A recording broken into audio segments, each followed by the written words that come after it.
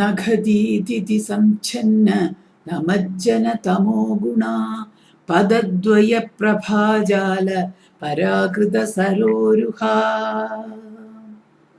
നഖങ്ങളുടെ ചന്ദ്രപ്രഭ കൊണ്ട് നമിക്കുന്ന ജനങ്ങളിലെ തമോഗുണം എന്ന ഇരുട്ടിനെ അകറ്റുന്നവളാണ് ദേവി.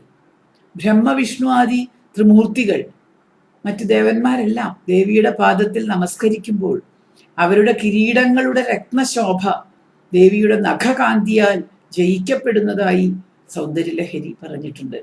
അപ്രകാരമുള്ള ചന്ദ്രകിരണ സദൃശമായ കരുണാവർഷത്താൽ തന്നെ നമിക്കുന്ന ഓരോ ഭക്തന്റെയും അജ്ഞാനം അഥവാ അവിദ്യ എന്ന ഇരുട്ട്, തമസ് നീക്കി ജ്ഞാനത്തിന്റെ പ്രകാശം നൽകുന്ന അമ്മ. ഭക്തൻ ദേവിക്ക് പുത്രനാണ്. ദേവിയുടെ പാദധ്യാനം ഒന്നുകൊണ്ട് തന്നെ അജ്ഞാനനാശം വരുന്നു, തമസിന്റെ നാശം സംഭവിക്കുന്നു എന്നാണ് ഭാവം. ചരണയുഗളങ്ങളുടെ പ്രഭാജാല കാന്തി കൊണ്ട് താമരപ്പൂക്കളുടെ കാന്തിയെ ദേവി ജയിക്കുന്നു. പാദയുഗളങ്ങൾ താമരപ്പൂക്കളെക്കാൾ മനോഹരമാണ്. ചുവപ്പ് നിറമുണ്ട്, മൃദുലതയുണ്ട്, രണ്ടുമുണ്ട്. താമരപ്പൂക്കളെക്കാൾ മനോഹരമാണ്. സുന്ദരമായ സ്ത്രീ പുരുഷ ശരീരങ്ങളിൽ മുഖം, പാദം, കണ്ണ്, നാഭി ഇവകൾക്കെല്ലാം നമ്മൾ താമരപ്പൂവിന്റെ ഉപമ പറയാറുണ്ട്. സൗന്ദര്യം, കാന്തി, മാർദ്ധവം ഇവയ്ക്ക് താമര പ്രസിദ്ധമായതുകൊണ്ടാണ് ഇങ്ങനെ ഒരു ഉപമ പറയുന്നത്. താമരപ്പൂവ് പക്ഷെ ഒരിക്കൽ വിടർന്നാൽ വാടിപ്പോവും, നശിക്കും. നശിക്കുന്ന സൗന്ദര്യമാണ് താമരപ്പൂവിന്. പക്ഷെ ദേവിയുടെ പാദകമലങ്ങൾക്കോ പദദ്വയ സരോരുഹങ്ങൾക്ക് എങ്ങനെയാണ്? അവ ഒരിക്കൽ എന്നും നിത്യമാണത്. അത് വാടാത്ത പാദകമലമാണ്. താമരയിൽ നിന്നുള്ളൊരു വ്യത്യാസം, സാധാരണ താമരപ്പൂവ് അനിത്യമാണ്, വാടിപ്പോവും, നശിച്ചു പോവും. പക്ഷെ ദേവിയുടെ പാദകമലം നിത്യമാണ്, ഒരിക്കലും നശിക്കാത്ത നിത്യമായ പരാശക്തിയുടെ പാദമാണ്. പദം എന്നതിൻ്റെ അക്ഷരസംഖ്യ 18. അപ്പൊ പദദ്വയം എന്ന് പറയുമ്പോൾ 18 × 2 36 തത്വം, 36 ശക്തി തത്വം. 18 വിദ്യയും 36 തത്വവും സർവജ്ഞാനവും സർവജ്ഞത്വം ആണ് ഈശ്വരൻ എന്ന് പറയുമ്പോൾ വിരാട് രൂപമാണ്. ആ ഈശ്വരന്റെ പാദമായ ഭൂമിയിൽ നിന്ന് വേണം ഈ 18 വിദ്യയും 36 തത്വവും സർവജ്ഞത്വവും സർവജ്ഞാനവും ജനിക്കാനായിട്ട്. അപ്പോ ഈശ്വരന്റെ പാദത്തിൽ നിന്ന് ശൂദ്രൻ ജനിച്ചു എന്ന് പറയുന്നതിന്റെ അർത്ഥം ഈ വിരാട് പ്രപഞ്ചത്തിന്റെ പാദമായ ഭൂമിയിലല്ലാതെ മനുഷ്യൻ ജനിക്കുന്നില്ല, അതൊന്നും നേടുന്നില്ല എന്നേ അർത്ഥമുള്ളൂ. അതിനെ പാദത്തുനിന്ന് ജനിച്ചു, പാദം മോശാന്ന് വിചാരിച്ചിട്ടാണ് പാദത്തുനിന്ന് ജനിച്ചു എന്ന് പറയുമ്പോൾ ആളുകൾക്ക് ഇത്ര പ്രയാസം. ഈശ്വരന്റെ പാദാണ് ഏറ്റവും സുന്ദരമായ ഭാഗം. ഭൂമിയിലാണ് ഇത് മുഴുവനുള്ളത്. 18 വിദ്യയും 36 തത്വവും സർവജ്ഞത്വവും എല്ലാം ഇരിക്കുന്നത് ഈ ഭൂമിയിലാണ്. അപ്പൊ അതിൽ നിന്ന് ജനിച്ചു എന്ന് പറഞ്ഞാൽ വാസ്തവത്തില് യാതൊരു ദുഃഖവും വിചാരിക്കേണ്ട ആവശ്യമില്ലാത്തൊരു കാര്യമാണ്. പക്ഷെ ആവശ്യമില്ലാത്തതിനാണ് അധികം ശോചനീയം അല്ലാത്ത കാര്യത്തിനാണ് ആളുകൾ കൂടുതൽ ശോചിക്കുക എന്ന് ഭഗവത്ഗീതയിൽ പറയണ മാതിരിയാണ്. ഭൂമിയിൽ നിന്ന് ശൂദ്രൻ ജനിച്ചു പറയുമ്പോ പാദത്തുനിന്ന് ഭൂമിയിൽ നിന്നല്ലാണ്ട് എവിടുന്ന മനുഷ്യൻ ജനിക്കുക? ഇത് വളരെ നോർമൽ ആയിട്ടുള്ള ഒരു കാര്യമാണ് പറയുന്നത്. വിരാട് പ്രപഞ്ചം എന്ന് പറയുന്നത് ഈ കോസ്മിക് ബ്രഹ്മാണ്ടത്തിന്റെ പാദമായ ഭൂമിയിലാണ് നമ്മൾ മനുഷ്യന്മാർ ജനിച്ചത്. ഇങ്ങനെ ഈ ഭൂമിയിൽ ജനിച്ച എല്ലാ മനുഷ്യർക്കും വിദ്യ കൊണ്ട് വേണം ധന്യത കൈവരാൻ. വിദ്യ ഏതു വിധമാണോ അതനുസരിച്ചാണ് പിന്നെ മനുഷ്യന്റെ, അതായത് ശൂദ്രന്മാരായ എല്ലാ മനുഷ്യരുടെയും മനോഗുണങ്ങള്, കർമ്മങ്ങൾ മാറുന്നത് അവരവരുടെ വിദ്യക്ക് അനുസരിച്ചാണ്. അതുകൊണ്ട് ശൂദ്രനെ മറ്റു വർണ്ണങ്ങളായിട്ട് ഉയർത്തുക എന്ന് പറയുന്നതും വിദ്യാവിഹീനമായിട്ട് താഴെ ജഡാവസ്ഥയിലേക്ക് താഴ്ത്തുക എന്ന് പറയുന്നതും ഈ ഭൂമിയിൽ തന്നെ, അതായത് ഈ ഈശ്വരപാദത്തിൽ തന്നെ സംഭവിക്കുന്ന കാര്യങ്ങളാണ്. ഭൂമിയെ വണങ്ങുന്നവൻ, ഭൂമി വിഷ്ണു പത്നിയാണ്, ഭൂമിയെ വണങ്ങുന്നവൻ ആ വിഷ്ണുപാദത്തെ വണങ്ങുകയാണ്. ആ വിഷ്ണുപാദത്തെ സർവവ്യാപി എന്നാണ് വിഷ്ണുവിന്റെ അർത്ഥം. വിഷ്ണു എല്ലാ വിശ്വം വ്യാപിച്ചു നിൽക്കുന്നവൻ എന്നാണ് വിഷ്ണുവിന്റെ അർത്ഥം. ഈ ബ്രഹ്മാണ്ടം മുഴുവൻ വ്യാപിച്ച ഈശ്വര തത്വത്തിനെയാണ് നമ്മൾ ഭൂമിയെ, ഈ പ്രകൃതിയെ, ഈ നേച്ചറിനെ വണങ്ങുമ്പോൾ നമ്മൾ വണങ്ങുന്നത്. അങ്ങനെ പാദത്തെ വണങ്ങാതെ നമ്മൾ എങ്ങനെയാ ഭഗവാനെ അറിയുക? അപ്പൊ പാദമാണ് ഏറ്റവും പ്രധാനപ്പെട്ട ഓർഗൻ ഈശ്വരന്റെ. അവിടെ ബ്രഹ്മാണ്ടത്തിന്റെ പാദമായ ഭൂമിയെ ആണ് നമ്മൾ അറിയേണ്ടത്. അവിടെ 18 വിദ്യയും 36 തത്വവും സർവജ്ഞാനവും സകലവും ഇവിടെ തരാൻ കഴിവുള്ള ആ പാദത്തെ വണങ്ങുക, ആ പ്രകൃതിയെ വണങ്ങുക, ആ നേച്ചറിനെ ആരാധിക്കുക എന്നാണ് അവിടെ പറയുന്നത്. അങ്ങനെ ചെയ്യുമ്പോഴാണ് വിദ്യ കൊണ്ട് ശോഭിക്കാൻ സാധിക്കുക. നമ്മുടെ അജ്ഞാനങ്ങൾ മുഴുവൻ മാറിയിട്ട് നമുക്ക് വിദ്യ തന്ന് നമ്മുടെ ജ്ഞാനക്കണ്ണ് തുറപ്പിക്കുക. അങ്ങനെയുള്ള ആ പ്രകാശിക്കുന്ന പാദങ്ങൾ ആണ് നമുക്ക്, ഭൂമിയാണ് നമുക്കിതെല്ലാം തരുന്നത്. ഭൂമിയെ വണങ്ങുന്നവൻ സർവവ്യാപിയായ ഈശ്വരനെ, കരുണാമയനായ ഈശ്വരനെ അറിയുന്നു, വിദ്യയാൽ ശോഭിക്കുന്നു. ദേവീപാദത്തിന്റെ അക്ഷയമായ സൗന്ദര്യം, ഗുണം എന്നിവയാണ് ഈ രണ്ട് നാമങ്ങളിലായിട്ട് നമ്മൾ കണ്ടത്. നഗജീതി സംച്ഛന്ന നമജ്ജന തമോ ഗുണ പദദ്വയ പ്രഭാജാല പരാകൃത സരോരുഹ എന്നത് അതിനെ പ്രകീർത്തിക്കുന്നു. ശിഞ്ചാനമണിമഞ്ജീര മണ്ഡിത ശ്രീപദാംബുജ മരാളി മന്ദഗമന മഹാലാവണ്യശേവധീ. നാദം ഉയർത്തുന്ന മണികളോടുകൂടിയ മഞ്ജീരം, ചിലമ്പ് അല്ലെങ്കിൽ പാദസരം കൊണ്ട് ആ ശ്രീപാദാംബുജങ്ങൾ അലങ്കൃതമാണ്. ചിലമ്പില് പരലുകളുണ്ട്. ആ പരലുകളൊക്കെ ദേവിയുടെ ചിലമ്പിലെ പരലുകൾ രത്നമാണ്. ചിലമ്പിലെ പരലുകൾ രത്നമായതുകൊണ്ട് മധുരവും മൃദുലവുമായ നാദവിശേഷമാണ് അവ ചലിക്കുമ്പോൾ. അതായത് പാദം ചലിക്കുമ്പോൾ ഈ ചിലമ്പ് ഒപ്പം ചലിക്കും. അപ്പൊ ആ രക്തങ്ങൾ തമ്മിൽ, ആ പരലുകൾ തമ്മിൽ മുട്ടിയിട്ടുണ്ടാവുന്ന സുന്ദരമായ ഒരു നാദം ഉണ്ടാവും. ഇപ്രകാരമുള്ള ആ പാദഘടകം അണിഞ്ഞ് ആ ശ്രീപാദം വളരെ ശ്രീമത്തായി ശോഭിക്കുന്നു. ശ്രീ എന്ന വാക്ക് മറ്റൊരു ഭാഷയിലും പരിപൂർണമായിട്ട് പരിഭാഷപ്പെടുത്താനാവാത്ത ഒരു പദമാണ്. എന്നാൽ ഇന്ത്യൻ ഭാഷകളിലെല്ലാം ഇതിനൊരേ അർത്ഥമാണ്. വേറൊരു രാജ്യത്തെ ഭാഷയിൽ ഈ ശ്രീ എന്ന വാക്കിനെ പരിഭാഷപ്പെടുത്താൻ പ്രയാസമാണ്. ഇന്ത്യൻ ഭാഷകളിൽ എല്ലാത്തിനും ഒരേ അർത്ഥമാണ് തരും. അതാണ് ആ കോമൺ ആയിട്ടുള്ള സംസ്കൃതത്തിലുള്ള ആ കോമൺ പദത്തിന് ഇന്ത്യൻ ഭാഷകളിൽ എല്ലാത്തിലും ഒരേ അർത്ഥമാണ്. Communication is easy with that. പിന്നെ ഈ ഇവിടെയും ഒണമട്ടോപ്പിയ ഉണ്ട്. കിങ്ങിണിയിൽ പറഞ്ഞ പോലെയുള്ള ഒണമട്ടോപ്പിയ ഇവിടെയുണ്ട്. ചിഞ്ചിൽ സിഞ്ചിൽ, ചിൽച്ചിൽ ചിഞ്ചിൽ, അങ്ങനെയുള്ള നാദം ഉണ്ടാക്കുന്നത് എന്നുള്ള ആ വാക്ക് സിഞ്ചാന മണിമഞ്ജീര, ആ വാക്കുകളിൽ ഒണമട്ടോപ്പിയ വരുത്തിയിട്ടുണ്ട്. സിഞ്ചാനം, ചിഞ്ചാനം, ചിലമ്പ്, ചിലങ്ക, അങ്ങനെയുള്ള വാക്കുകളിലൊക്കെ ചിൽച്ചിൽ എന്നുള്ള ആ ചിലങ്കയുടെ ഒച്ച ധ്വനിപ്പിക്കുന്നതാണ് ഒണമട്ടോപ്പിയ എന്ന് പറഞ്ഞത്. അങ്ങനെ ശബ്ദവിശേഷം കൊണ്ട് ഉണ്ടായ ഈ പദത്തെ, ഈ വാക്കാണ് പിന്നീട് യൂറോപ്യൻ ഭാഷക്കാര് ജിംഗിൾസ് എന്ന് ട്രാൻസ്ലേറ്റ് ചെയ്തത്. ആ ഒണമട്ടോപ്പിയയിൽ അവരങ്ങനെ ട്രാൻസ്ലേറ്റ് ചെയ്തത് അതിനെയാണ്. പിന്നെ മരാളി, എന്താ മരാളി എന്ന് പറഞ്ഞാൽ പെണ്ണരയന്നം, മരാളം അരയന്നം, മരാളി പെണ്ണരയന്നം. ഹംസത്തിന് സ്വാഭാവികമായിട്ടും എല്ലാ അരയന്നങ്ങൾക്കും, ആണരയന്നത്തിനും പെണ്ണരയന്നത്തിനും ഒക്കെ മന്ദഗതിയാണ്, പതുക്കെയാണ് അവർ നടക്കുക.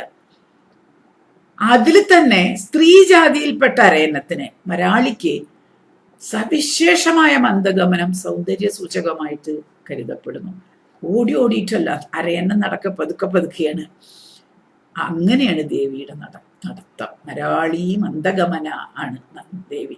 ചിതഗ്നികുണ്ഡത്തിൽ നിന്ന് ഉയർന്ന് തങ്ങളെ നോക്കി നടന്നു വരുന്ന ദേവിയുടെ ഹംസഗമനം കണ്ട് ദേവസമൂഹം അത്ഭുതപ്പെട്ടതായിട്ടാണ് പുരാണങ്ങളിൽ പറഞ്ഞിട്ടുള്ളത്. ദേവിയുടെ അരമനയിലെ വളർത്തരയന്നങ്ങൾ ദേവിയുടെ നടത്തം നോക്കി നടക്കാൻ പഠിച്ചതായിട്ടും ദേവിയുടെ പാദസരത്തിന്റെ ശബ്ദതാളം അവയ്ക്ക് അതിന് പാഠം ചൊല്ലിക്കൊടുത്തതായിട്ടും ഒക്കെ കവികൾ എഴുതിയിട്ടുണ്ട്. സൗന്ദര്യലഹരിയിൽ തന്നെ 91 ശ്ലോകത്തിൽ പദന്യാസ ക്രീഡാ പരിചയ നിവാരബ്ധു മനസ സ്ഖലന്തേ ഖേലം ഭവന കലഹംസ നജഹതി അതസ്തേഷാം ശിക്ഷാം സുഭഗമണിമഞ്ജീര രണിത ഛലാദാ ചക്ഷണാം ചരണകമലം ചാരുചരിതേ എന്ന് അതിനെയാണ് പറഞ്ഞിട്ടുള്ളത്. അതുപോലെ മൂകപഞ്ചശതിയിലെ 3-ാമത്തെ ശ്ലോകത്തില് മരാലീനാം യാനാഭ്യസന കലനാമൂല ഗുരവേ, അവയ്ക്ക് നടക്കാൻ പഠിപ്പിച്ച ഗുരുവാണ്, മരാളികളെ നടക്കാൻ പഠിപ്പിച്ച ഗുരുവായിട്ടാണ് അവിടെ പറഞ്ഞിരിക്കുന്നത്. അത് അരയ്ക്ക് താഴെയുള്ള ദേവീ ശരീരം 4 അക്ഷരമുള്ള ശക്തികൂട രൂപമാണ്. നാമം 87 വരും, അത് 2-മതും. 39-ാമത്തെ നാമം മുതൽ ഈ 47-ാമത്തെ നാമം വരെ ശക്തികൂടത്തിന്റെ സ്ഥൂല വർണ്ണനയാണ്. മരാളി മന്ദഗമന എന്ന് വരെയുള്ള ഭാഗം സ്ഥൂല ശരീരത്തിന്റെ ശക്തികൂട വർണ്ണനയാണ്.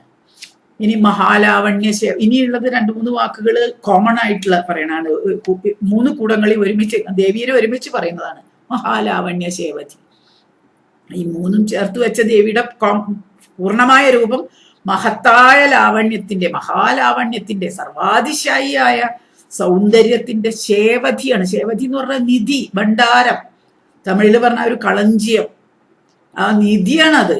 ദേവി മഹാലാവണ്യ നിധിയാണ്. സർവവിധ സൗന്ദര്യവും ഒന്നായി ചേർത്ത് ആ അഴകിന്റെ എല്ലാം ഒരു ഭണ്ഡാരപ്പെട്ടി ആക്കി വെച്ചിരിക്കുകയാണ്. അതുകൊണ്ടാണ് അവളെ ത്രിപുര സുന്ദരി എന്ന് വിളിക്കുന്നത്. സകല സൗന്ദര്യവും സകല ശ്രീയും നിറഞ്ഞ ആ നിധിയാണ് അവള്. സൗന്ദര്യ സംബന്ധമായ എല്ലാ നിയമങ്ങളും, നമ്മൾ അതിനെ ഗോൾഡൻ ലോസ് എന്നാണ് ഇപ്പൊ പറയല്ലേ, ഗോൾഡൻ ലോ ഓഫ് ബ്യൂട്ടി, സുവർണ നിയമങ്ങൾ എന്ന് പറയും. സൗന്ദര്യ സംബന്ധമായ എല്ലാ സുവർണ നിയമങ്ങളും, all the golden laws of beauty ഉണ്ടായിട്ടുള്ളത് ഈ ത്രിപുര സുന്ദരിയിൽ നിന്നാണ്.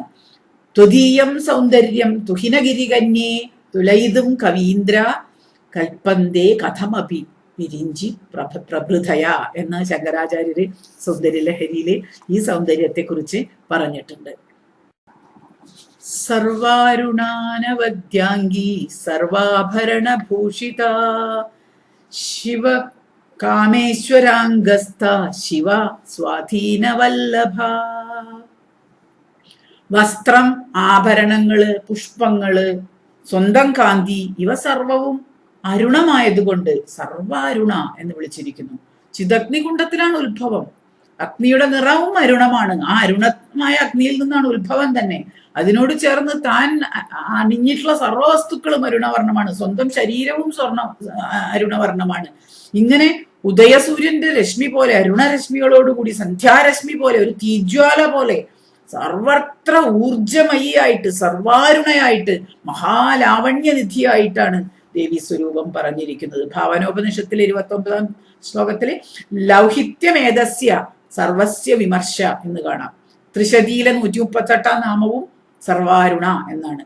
അതിന്റെ ഭാഷ്യത്തിൽ ശങ്കരൻ അസൗ യസ് താമ്രോ അരുണ എന്ന ശ്രുതിവാക്യം ഉദ്ധരിച്ചിട്ട് അരുണം എന്നത് താമ്രവർണ്ണമാണ് എന്ന് പറഞ്ഞിട്ടുണ്ട്. ശരിയായ ചുവപ്പല്ല, താമ്രവർണ്ണമാണ്. താമ്രവർണ്ണം എന്ന് പറഞ്ഞാല് സ്വർണത്തിന്റെ നിറത്തോട് ചെമ്പും കൂടെ ചേർത്തിട്ടുള്ള ആ കളറില്ലേ, ഒരു പ്രത്യേക നിറത്തിലുള്ള, ഒരു പ്രത്യേക മഞ്ഞ കലർന്ന ചുവപ്പാണ് അത് ശരിക്കും താമ്രം.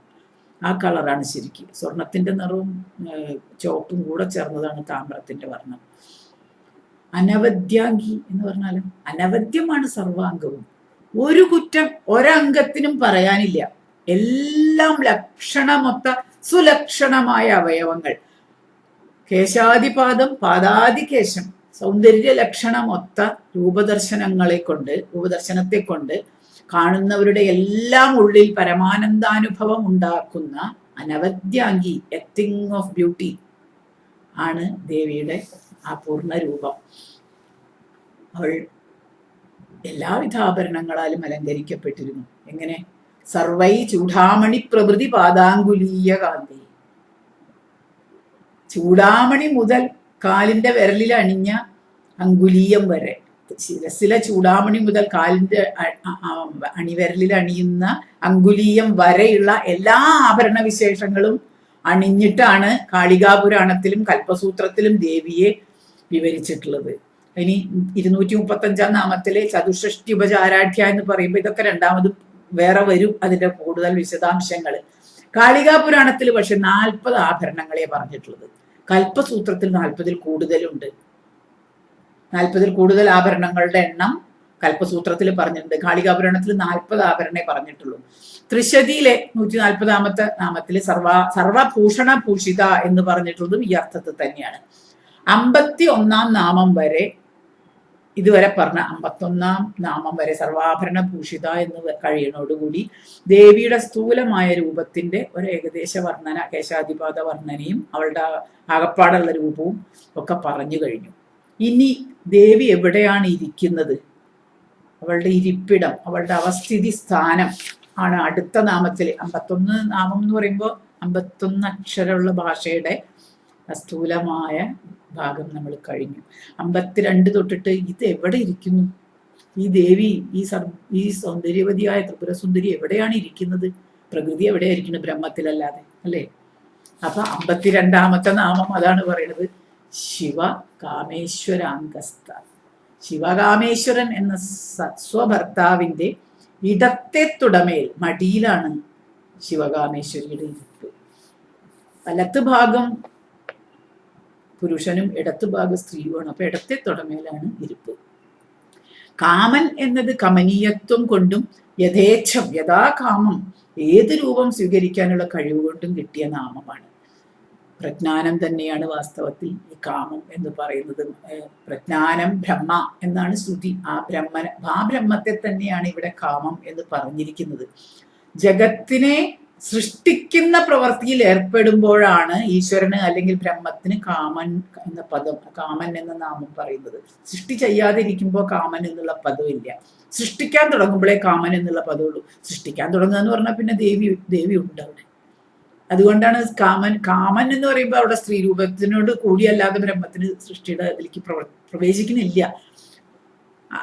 ആ രീതിയിലാണ് അവിടെ പറഞ്ഞത്. കാമേശ്വരൻ, ശിവൻ, കാമൻ, ഈശ്വരൻ എന്ന 3 പദങ്ങൾക്കും അതുകൊണ്ട് അർത്ഥം സൃഷ്ടിക്കൊരുങ്ങിയ ഇച്ഛാസ്വരൂപിയായ ബ്രഹ്മം എന്ന് തന്നെയാണ്. ഇച്ഛ വന്നു, സൃഷ്ടിക്കാനുള്ള ഇച്ഛ വന്നാൽ ഉടനെ കാമനായി, കാമേശ്വരനായി, ശിവകാമേശ്വരനായി. ആ 3 വാക്കും ഒരർത്ഥാണ് അപ്പൊ ശരിക്കും പറയാ. മംഗളകരമായ സൃഷ്ടിയാണ് ശിവം, അല്ലെ? മംഗളകരമായ സൃഷ്ടിക്കുള്ള ഇച്ഛ ജനിച്ചാൽ, ആ കാമം ജനിച്ചാൽ ഉടനെ ഈശ്വരൻ ശിവകാമേശ്വരനായി തീർന്നു. ആ ബ്രഹ്മത്തിന്റെ വാമോത്സംഗം ഇടത്തെത്തോടെയാണ് അവന്റെ മിഥുനമായ പ്രകൃതിയുടെ, ബ്രഹ്മത്തിന്റെ മിഥുനമായ പ്രകൃതിയുടെ സ്ഥാനം ഇടത്ത് ഭാഗമാണ്. ബൃഹദാരണ്യക ഉപനിഷത്തില് ആത്മൈവേദ മഗ്ര ആസീതേക ഏവ സോ കാമയത എന്നാണ് ഈ ബ്രഹ്മത്തിന്റെ സൃഷ്ടിക്കാനുള്ള കാമത്തോടു കൂടിയ ആ അവസ്ഥയെ പറഞ്ഞിട്ടുള്ളത്. അപ്പൊ അത് സാധാരണ ലൗകികാർത്ഥത്തിലുള്ള മന്മഥൻ അല്ലെങ്കിൽ കാമദേവൻ എന്ന് സാധാരണക്കാര് പറയുന്ന അർത്ഥത്തിലല്ല. ഇത് പ്രപഞ്ച സൃഷ്ടിയാണ്, മൈഥുന വംശ സൃഷ്ടി അല്ല ഇവിടെ പ്രതിപാദ്യം. പരമ്പൊരുളിന്റെ ഇച്ഛാശക്തിയാണ് ഇവിടെ കാമേശ്വരൻ എന്ന പദത്തില്. പിന്നെ പറയുന്നത് ശിവ, ശിവന്റെ പത്നി ആയതുകൊണ്ട് ശിവ, ശിവനിൽ നിന്ന് അഭിന്നയാകയാൽ ശിവ. ഇതേ അർത്ഥത്തിലാണ് കാമേശ്വരി, ശിവകാമസുന്ദരി എന്നുള്ള പേരുകളൊക്കെ വരുന്നത്. ശിവ, ശിവ, ശിവ, ശിവ എന്ന് ഹ്രസ്വമായിട്ട് പറഞ്ഞ പുരുഷനാണ്. ആ എന്നുള്ള വർണ്ണങ്ങളിൽ, സ്വരവർണ്ണങ്ങളിലെ ആ എന്ന് അല്ലെങ്കിൽ ഈ എന്ന് നീട്ടിയിട്ട് ഏത് സ്വരം ഉച്ചരിച്ചാലും അവിടെ സ്ത്രൈണമാണ്. ഹ്രസ്വമായിട്ട് മാത്രം കുറച്ച് ഉച്ചരിച്ചാൽ അത് പുരുഷനാണ്. വർണ്ണങ്ങളുടെ ലിംഗനിർണയം അങ്ങനെയാണ്. അപ്പൊ ശിവ എന്ന് ഹ്രസ്വമായിട്ട് പറഞ്ഞാൽ അത് പുരുഷനാണ്. ശിവ എന്ന് പറഞ്ഞാൽ ഉടനെ സൃഷ്ടി വന്നു, അത് ദേവിയായി. അതുകൊണ്ടാണ് സംഗീതം എപ്പോഴും ദേവിയാണെന്ന് പറയാൻ കാരണം. അത് ആ ദീർഘാക്ഷരങ്ങളെ ഭംഗിയിൽ ഒതുക്കിയാലേ അത് സംഗീതമുള്ളൂ. അതുകൊണ്ട് സംഗീതം എന്ന് പറഞ്ഞാൽ വളരെ സ്ത്രൈണമായ ഒരു സംഗതിയാണ്. അതിൽ പുരുഷത്വം അല്ല ശരിക്കും. സംഗീതം എന്ന് പറഞ്ഞാൽ ആസ് ഇറ്റ് ഇസ് ശിവയാണ്, ശിവ ആണ്, ശിവ അല്ല. അത് സംസാരത്തിൽ മാത്രമേ ശിവ എന്നുള്ള ഹ്രസ്വം ഇല്ല സംഗീതത്തിന്. വളരെ നീളത്തില് ഗമകത്തിൽ വരുമ്പോൾ അത് സൃഷ്ടിയാണ്.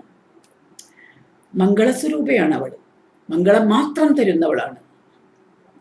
പരബ്രഹ്മത്തിന്റെ ഇച്ഛാശക്തിയിൽ നിന്ന് അതിന്റെ വ്യക്തരൂപം ആർജിച്ച് മംഗളസ്വരൂപമായി, മംഗലാദേവിയായി മോക്ഷരൂപമായിട്ടാണ് ശിവയുടെ ധ്യാനം. സർവവും സൃഷ്ടിക്കുന്നതും ഈ ഇച്ഛാശക്തിയാണ്, സർവവും പ്രലയിക്കുന്നതും ഈ മോക്ഷരൂപമായ ശക്തിയിൽ തന്നെയാണ്. പരമേശ്വരന് 8 രൂപങ്ങളാണ് പറഞ്ഞിരിക്കുന്നത്, അഷ്ടരൂപങ്ങൾ. പൃഥ്വി, ജലം, തേജസ്, വായു, ആകാശം, സൂര്യൻ, ചന്ദ്രൻ, ജീവൻ. ഇതിൽ വായുദേവന്റെ പര്യായങ്ങളിൽ ഒന്ന് ഈശാനൻ. ഈശാനൻ എന്ന് പറയുന്നത് വടക്ക് കിഴക്ക് ദിശേനയാണ്. അവിടത്തെ ഈശാന പത്നിയാണ് ശിവ എന്ന് പറയുന്നുണ്ട് ചില ഗ്രന്ഥങ്ങളിൽ.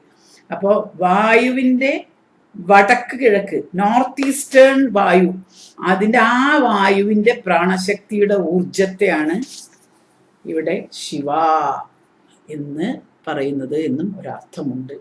യാതേ രുദ്ര ശിവാതന്ത്ര എന്നാണ് വേദവാക്യം.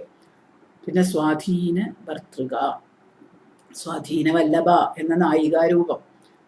തൻ്റെ ഭർത്താവിനെ, വല്ലഭനെ സ്വാധീനമാക്കിയ ശിവപത്നി ശിവ. മംഗള അല്ലെങ്കിൽ ശിവധാരണ ശക്തിയായ ഇച്ഛാശക്തിയെ ധരിച്ച് അനുഗ്രഹകാരിണിയായിരിക്കുന്ന പ്രകൃതിയാണ്, അല്ലാതെ ശിവനല്ല. ശിവം മംഗളം പ്രവർത്തിക്കുന്നതും നമുക്ക് സകലവും തരുന്നതും ബ്രഹ്മമല്ല, പ്രകൃതിയാണ്. ബ്രഹ്മം അവിടെ സാന്നിധ്യം ചെയ്യുന്നേ ഉള്ളൂ.